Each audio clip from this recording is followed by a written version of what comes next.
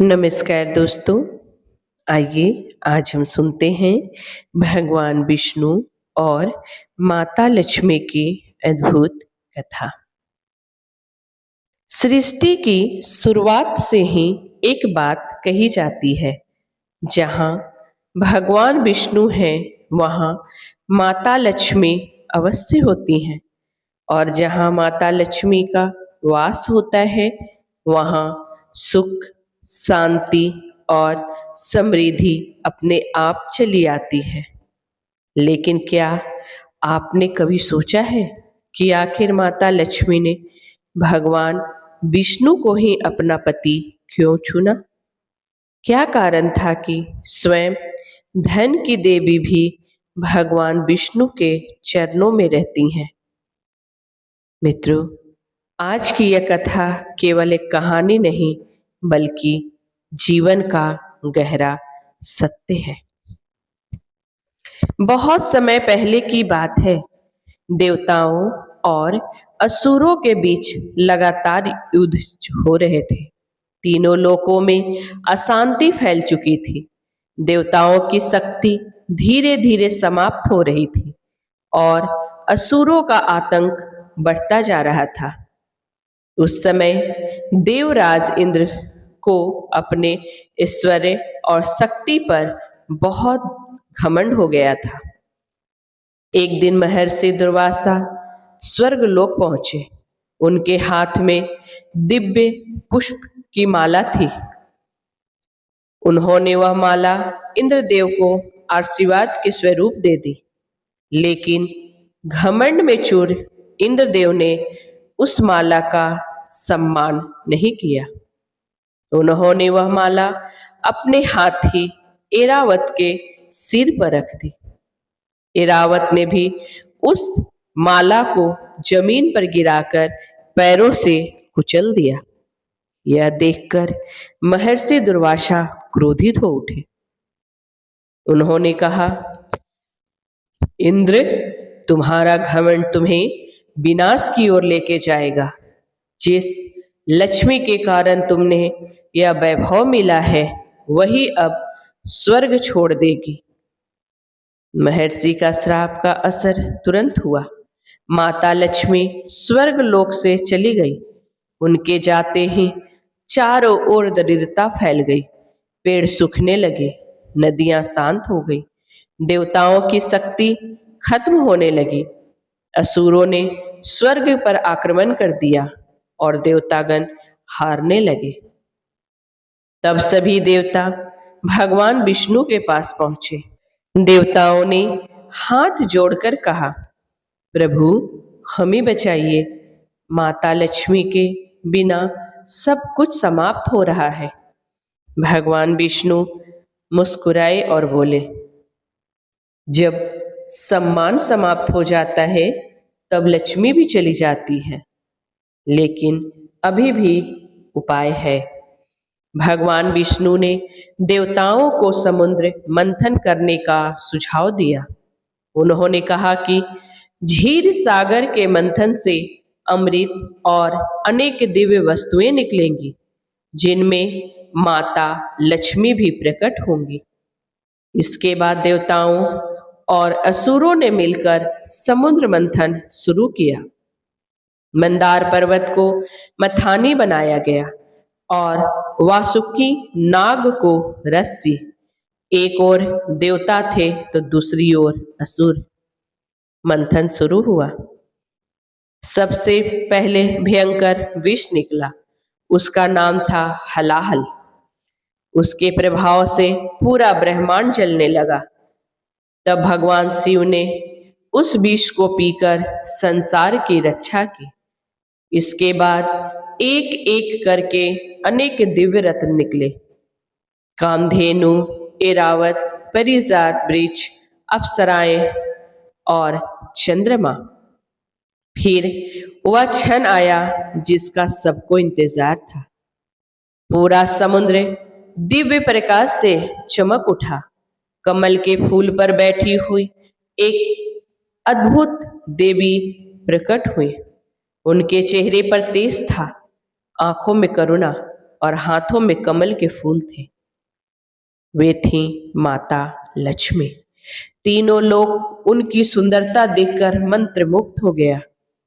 देवता, असुर, ऋषि सभी चाहते थे कि माता लक्ष्मी उन्हें प्राप्त हो। हर कोई सोच रहा था कि देवी किसे अपना पति चुनेंगी। माता लक्ष्मी धीरे धीरे सभी के पास गई। उन्होंने असुरों को देखा। उनके पास शक्ति तो थी, लेकिन अहंकार भी था। उन्होंने देवताओं को देखा। उनमें ज्ञान था, लेकिन स्थिरता नहीं।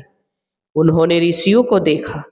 उनमें तपस्या थी, लेकिन संसार के पालन की क्षमता नहीं। फिर उनकी दृष्टि भगवान विष्णु पर पड़ी। भगवान विष्णु शांत भाव से बैठे थे। उनके चेहरे पर न घमंड था, न लालच। वे केवल मुस्कुरा रहे थे। संसार की सारी हलचल के बीच भी उनका मन स्थिर था। माता लक्ष्मी समझ गई कि यही वह पुरुष है जो शक्ति मिलने पर भी विनम्र रहते हैं, जो संसार का पालन करते हैं लेकिन कभी अभिमान नहीं करते, जो हर परिस्थिति में धर्म का साथ देते हैं।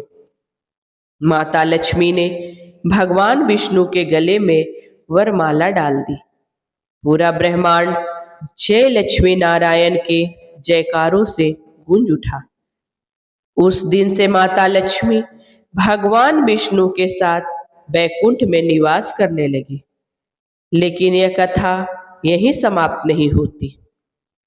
एक बार माता लक्ष्मी ने भगवान विष्णु से पूछा, प्रभु, लोग मुझे पाने के लिए इतनी पूजा करते हैं, लेकिन फिर भी मैं हर किसी के पास क्यों नहीं टिकती? भगवान विष्णु ने उत्तर दिया, देवी, आप केवल धन नहीं हैं, आप समृद्धि, सम्मान और शुभता का भी प्रतीक है। जहाँ मेहनत नहीं होती, जहाँ अहंकार होता है, जहाँ स्त्रियों का अपमान होता है, जहाँ अधर्म होता है, वहाँ आप कभी नहीं रुकती। माता लक्ष्मी मुस्कुराई और बोली, और जहाँ आपका नाम होता है, वहाँ मैं अपने आप चली जाती हूँ। इसलिए कहा जाता है कि केवल धन कमाना ही पर्याप्त नहीं है। धन को संभालने के लिए धर्म, विनम्रता और अच्छे कर्म भी जरूरी है। समय बीतता गया। धरती पर एक गरीब ब्राह्मण रहता था। वह भगवान विष्णु और माता लक्ष्मी का बहुत बड़ा भक्त था। उसके पास खाने तक के लिए पर्याप्त भोजन नहीं था, लेकिन वह रोज दीपक जलाकर भगवान की पूजा किया करता था। उसकी पत्नी कई बार कहती, इतनी भक्ति से क्या होगा, हमारे पास धन नहीं है, कपड़े नहीं है। लेकिन ब्राह्मण हमेशा कहता, भगवान पर भरोसा रखो, सही समय आने पर सब ठीक हो जाएगा। एक रात माता लक्ष्मी ने भगवान विष्णु से कहा, प्रभु, आपका भक्त इतना गरीब क्यों है? भगवान विष्णु बोले, देवी, उसने कभी किसी का बुरा नहीं किया। उसका समय अभी कठिन है, लेकिन उसका विश्वास अटूट है। माता लक्ष्मी का हृदय पिघल गया।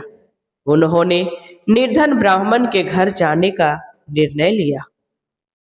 अगली सुबह ब्राह्मण जब उठा तो उसने देखा कि उसके घर के बाहर सोने के सिक्कों से भरा एक घड़ा रखा हुआ है।